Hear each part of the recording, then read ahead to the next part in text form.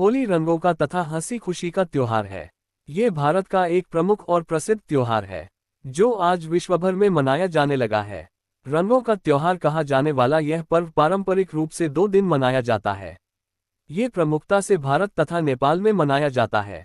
ये त्योहार कई अन्य देशों जिनमें अल्पसंख्यक हिंदू लोग रहते हैं वहां भी धूमधाम के साथ मनाया जाता है। पहले दिन को होलिका जलाई जाती है, जिसे होलिका दहन भी कहते हैं।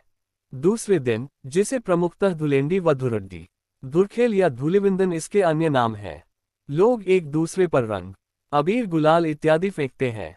ढोल बजाकर होली के गीत गाए जाते हैं और घर घर जाकर लोगों को रंग लगाया जाता है। ऐसा माना जाता है कि होली के दिन लोग पुरानी कटुता को भूलकर गले मिलते हैं और फिर से दोस्त बन जाते हैं।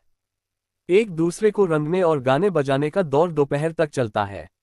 इसके बाद स्नान करके विश्राम करने के बाद नए कपड़े पहनकर शाम को लोग एक दूसरे के घर मिलने जाते हैं, गले मिलते हैं और मिठाइयाँ खिलाते हैं।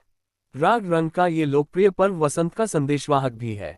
राग अर्थात संगीत और रंग तो इसके प्रमुख अंग हैं ही, पर इनको उत्कर्ष तक पहुंचाने वाली प्रकृति भी इस समय रंग बिरंगे यौवन के साथ अपनी चरम अवस्था पर होती है। फाल्गुन माह में मनाए जाने के कारण इसे फाल्गुनी भी कहते हैं। होली का त्योहार वसंत पंचमी से ही आरंभ हो जाता है। उसी दिन पहली बार गुलाल उड़ाया जाता है। इस दिन से फाग और धमार का गाना प्रारंभ हो जाता है। खेतों में सरसों खिल उठती है। बाग बगीचों में फूलों की आकर्षक छटा छा जाती है। पेड़ पौधे, पशु पक्षी और मनुष्य सब उल्लास से परिपूर्ण हो जाते हैं। खेतों में गेहूं की बालियां इठलाने लगती हैं। बच्चे बूढ़े सभी व्यक्ति सब कुछ संकोच और रूढ़ियां भूलकर ढोलक झांझ मंजीरों की धुन के साथ नृत्य संगीत व रंगों में डूब जाते हैं। चारों तरफ रंगों की फुहार फूट पड़ती है। गुजिया होली का प्रमुख पकवान है, जो कि मावा, खोया और मैदा से बनती है और मेवाओं से युक्त होती है। इस दिन कांजी के बड़े खाने व खिलाने का भी रिवाज है। नए कपड़े पहनकर होली की शाम को लोग एक दूसरे के घर होली मिलने जाते हैं, जहां उनका स्वागत गुजिया, नमकीन व ठंडाई से किया जाता है। होली के दिन आम्र, मंजरी तथा चंदन को मिलाकर खाने का बड़ा महात्म्य है। इतिहास। होली भारत का अत्यंत प्राचीन पर्व है, जो होली, होलिका या होलाका नाम से मनाया जाता था। वसंत की ऋतु में हर्षोल्लास के साथ मनाए जाने के कारण इसे वसंतोत्सव और काम महोत्सव भी कहा गया है। राधा श्याम और गोपियों की होली। इतिहासकारों का मानना है कि आर्यों में भी इस पर्व का प्रचलन था, लेकिन अधिकतर ये पूर्वी भारत में ही मनाया जाता था। इस पर्व का वर्णन अनेक पुरातन धार्मिक पुस्तकों में मिलता है। इनमें प्रमुख हैं जैमिनी के पूर्व मीमांसा सूत्र और कथा गार्ह्य सूत्र। नारद पुराण, भविष्य पुराण जैसे पुराणों की प्राचीन हस्तलिपियों और ग्रंथों में भी इस पर्व का उल्लेख मिलता है। विंध्य क्षेत्र के रामगढ़ स्थान पर स्थित ईसा से 300 वर्ष पुराने एक अभिलेख में भी इसका उल्लेख किया गया है। संस्कृत साहित्य में वसंत ऋतु और वसंतोत्सव अनेक कवियों के प्रिय विषय रहे हैं। सुप्रसिद्ध मुस्लिम पर्यटक अलबरूनी ने भी अपने ऐतिहासिक यात्रा संस्मरण में होलिकोत्सव का वर्णन किया है। भारत के अनेक मुस्लिम कवियों ने अपनी रचनाओं में इस बात का उल्लेख किया है कि होलिकोत्सव केवल हिंदू ही नहीं, मुसलमान भी मनाते हैं। सबसे प्रामाणिक इतिहास की तस्वीरें हैं मुगल काल की, और इस काल में होली के किस्से उत्सुकता जगाने वाले हैं। अकबर का जोधाबाई के साथ तथा जहांगीर का नूरजहां के साथ होली खेलने का वर्णन मिलता है। अलवर संग्रहालय के एक चित्र में जहांगीर को होली खेलते हुए दिखाया गया है। शाहजहां के समय तक होली खेलने का मुगलिया अंदाज ही बदल गया था। इतिहास में वर्णन है कि शाहजहां के जमाने में होली को ईद ए गुलाबी या आब ए पाशी, रंगों की बौछार कहा जाता था। अंतिम मुगल बादशाह बहादुर शाह जफर के बारे में प्रसिद्ध है कि होली पर उनके मंत्री उन्हें रंग लगाने जाया करते थे। मध्ययुगीन हिंदी साहित्य में दर्शित कृष्ण की लीलाओं में भी होली का विस्तृत वर्णन मिलता है।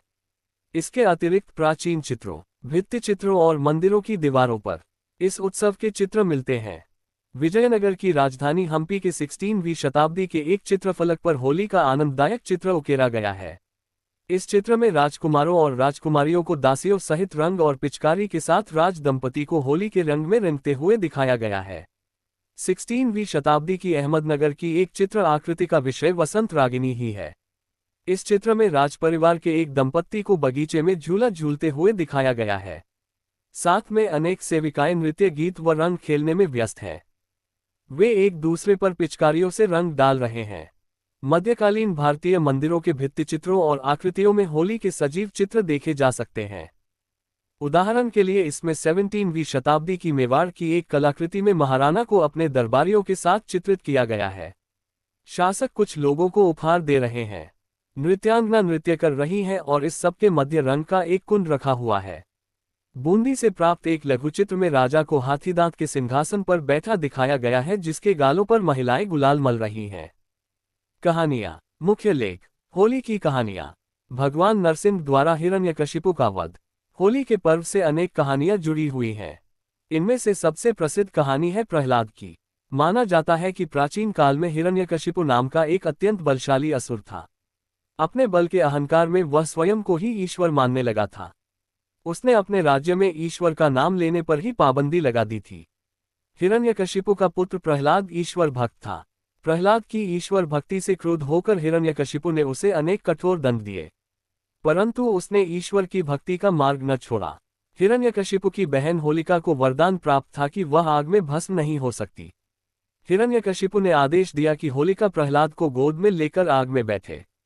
आग में बैठने पर होलिका तो जल गई, पर प्रहलाद बच गया। ईश्वर भक्त प्रहलाद की याद में इस दिन होली जलाई जाती है। प्रतीक रूप से ये भी माना जाता है कि प्रहलाद का अर्थ आनंद होता है। वैर और उत्पीड़न की प्रतीक होलिका, जलाने की लकड़ी, जलती है, और प्रेम तथा उल्लास का प्रतीक प्रहलाद, आनंद, अक्षुण्ण रहता है। होलिका दहन की मुख्य कथा। होली से संबंधित मुख्य कथा के अनुसार एक नगर में हिरण्यकश्यप नाम का दानव राजा रहता था। वह सभी को अपनी पूजा करने को कहता था, लेकिन उसका पुत्र प्रहलाद भगवान विष्णु का उपासक भक्त था। हिरण्यकश्यप ने भक्त प्रहलाद को बुलाकर राम का नाम न जपने को कहा तो प्रहलाद ने स्पष्ट रूप से कहा, पिताजी, परमात्मा ही समर्थ है। प्रत्येक कष्ट से परमात्मा ही बचा सकता है, मानव समर्थ नहीं है। यदि कोई भक्त साधना करके कुछ शक्ति परमात्मा से प्राप्त कर लेता है तो वह सामान्य व्यक्तियों में तो उत्तम हो जाता है, परंतु परमात्मा से उत्तम नहीं हो सकता। ये बात सुनकर अहंकारी हिरण्यकश्यप क्रोध से लाल पीला हो गया और नौकरों सिपाहियों से बोला कि इसको ले जाओ मेरी आंखों के सामने से और जंगल में सर्पों में डालाओ। सर्प के डसने से यह मर जाएगा। ऐसा ही किया गया, परंतु प्रहलाद मरा नहीं, क्योंकि सर्पों ने डसा नहीं। प्रहलाद की कथा के अतिरिक्त ये पर्व राक्षसी धुंधी, राधा कृष्ण के रास और कामदेव के पुनर्जन्म से भी जुड़ा हुआ है। कुछ लोगों का मानना है कि होली में रंग लगाकर, नाच गाकर लोग शिव के गणों का वेश धारण करते हैं तथा शिव की बारात का दृश्य बनाते हैं। कुछ लोगों का ये भी मानना है कि भगवान श्री कृष्ण ने इस दिन पूतना नामक राक्षसी का वध किया था। इसी में गोपियों और ग्वालों ने रासलीला की और रंग खेला था।